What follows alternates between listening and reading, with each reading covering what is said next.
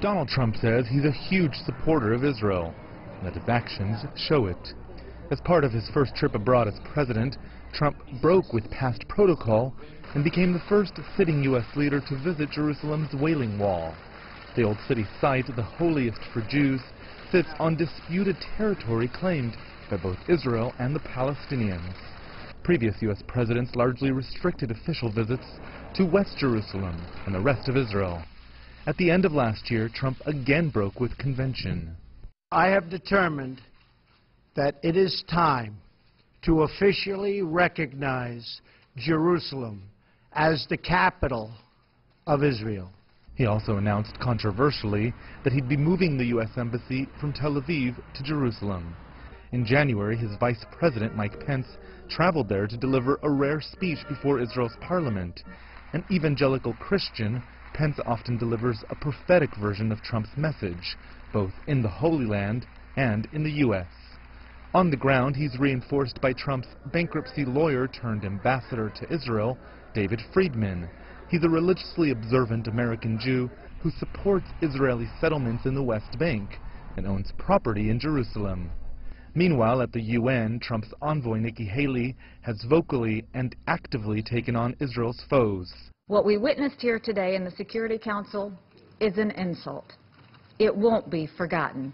And back in Washington, Trump's Jewish daughter and son-in-law have become somewhat celebrities within the Jewish community. But Trump's relationship with American Jews and Israel has not always been a love fest.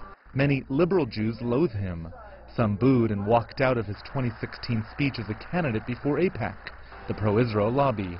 Just months before that, Trump, echoing stereotypes, told Republican Jews, "You're not going to support me, even though you know I'm the best thing that could ever happen to Israel, and I'll be that. And I know why you're not going to support me. And, you know, you're not going to support me because I don't want your money. You don't want to give me money, okay? But that's okay. You want to control your own politician. That's fine. Good." Then, after his election, Trump got slammed by Jewish American leaders who accused him of turning a blind eye to an uptick in anti-Semitism, or worse, they said, encouraging it.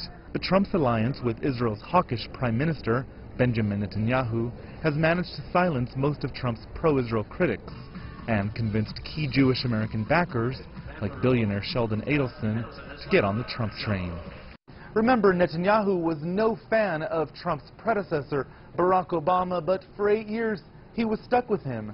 Before that, George Bush, a Republican, had Ehud Olmert and his center-left coalition, and Bill Clinton, a Democrat, had Ariel Sharon and his right-wing politics. Netanyahu and his supporters saw in Trump a golden opportunity, a rare moment in time to reshape the U.S.-Israel alliance, and in doing so, the Middle East as a whole.